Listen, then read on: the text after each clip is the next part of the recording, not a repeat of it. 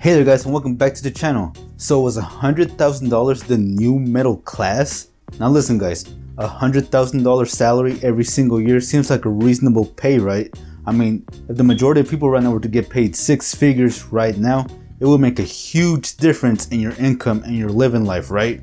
Now, it could pay off so many debts. It could give you the opportunity to buy that new car that you always wanted, that dream house you always wanted. I mean, six figures, guys, will make a huge difference to the majority of people if you were to get paid six figures right now. But guys, that may not always be the case, you see, because I read an article the other day on CNBC that said that at least 10% of those who make six figures can barely make ends meet. Now that's crazy, right? You would think that making over six figures every single year, you would assume that you're living in a comfortable lifestyle, right? That you're able to, take at least 2 to 3 weeks every single year, enjoy yourself on the beach, riding in that nice Bentley or something. Like, the possibilities of making six figures every single year is a dream to a lot of people. But get this though, those in the 10% say that most of them are drowned in debt and that they feel that they will live like this forever until they die. So even though they're making six figures, they are in some major debt that they just can't seem to get themselves out of. And for that 10% specifically, guys, they'll forever be paying this debt because they're just so deep in this debt. There's just almost no possibility for them to get out, at least in this lifetime. So just real quick, guys, before we get any deeper into this video, if you do enjoy this type of content, be sure to give it a thumbs up.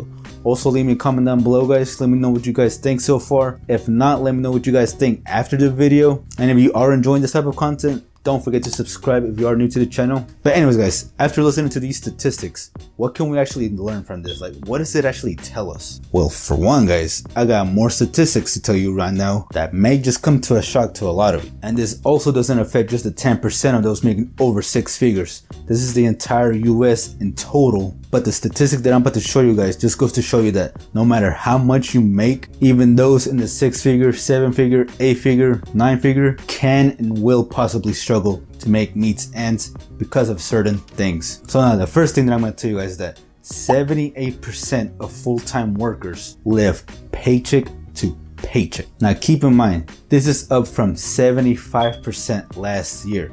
So it has increased 3% more, meaning that more people are living paycheck to paycheck, which also means that you're just one paycheck away, guys, from being either homeless or claiming bankruptcy. So if you were to break your leg, be in a serious injury of some sort, and you couldn't make it to work no more whatsoever, after just one check that you don't receive, you are in major deep trouble, okay? At least for the 78% of people.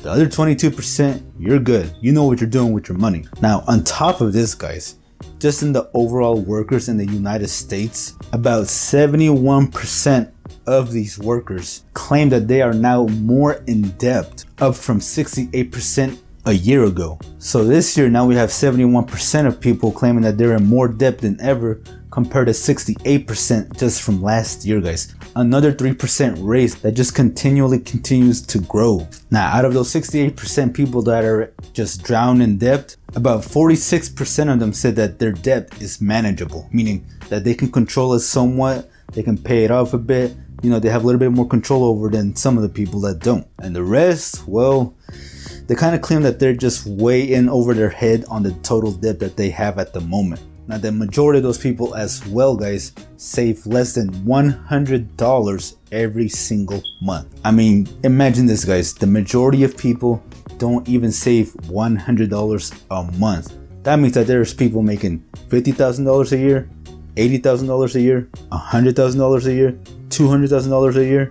Like, it doesn't matter how much you make. If we were to take certain people from each group, there are still people that make probably more than you who don't even save $100 every single month. Now, that's just crazy, man. Like, the fact that some of you aren't saving, even though you make a good amount of money. I mean, what seems to be the problem here, guys? Like, what is going on? Why is it that there are 10% of people who make over six figures claiming that they can't even make meets end?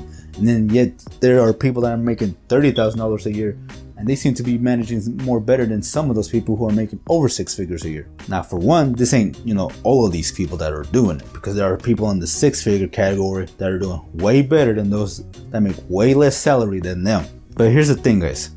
We can all agree that as household income has grown over the past few years, it has just completely failed to keep up with the increased cost of living over the same time period, okay? So even though people are making a little bit more money, the cost of living seems to exceed that money by a huge amount. And this is no surprise, because even if you're making six figures in cities like San Francisco, it is even more harder nowadays to live with that salary in those type of cities, because the cost of living just keeps shooting up and up and up.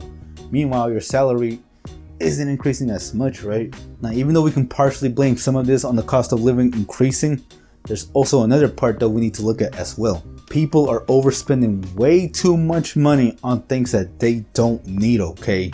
You have people buying a $500,000 house with, I don't know, 10 rooms when they only needed a house that costed $200,000 with 3 rooms. Because I mean, who in their right mind needs 10 rooms? Like, what are you gonna do with 10 rooms that you specifically need to do, man? Then you have people who are buying Mercedes cars that they can't afford, so they'd blow $80,000 on one of those type of cars when they could have settled for a, I don't know, Chevy Cruze for like $24,000 instead, but they just had to have that expensive Mercedes car.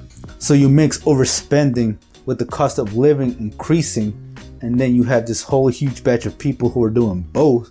Well, even making six figures doesn't seem to cut it in either scenario, guys. And it will look like you're just living a middle class lifestyle even when you are making six figures or more. Now imagine those who are making six figures, it's even way worse for them. Because when you mix the two, guys, you end up burying yourself in so much debt that you can't even control anymore, to a certain point that the interest on this money just continues to stack up more and more and more.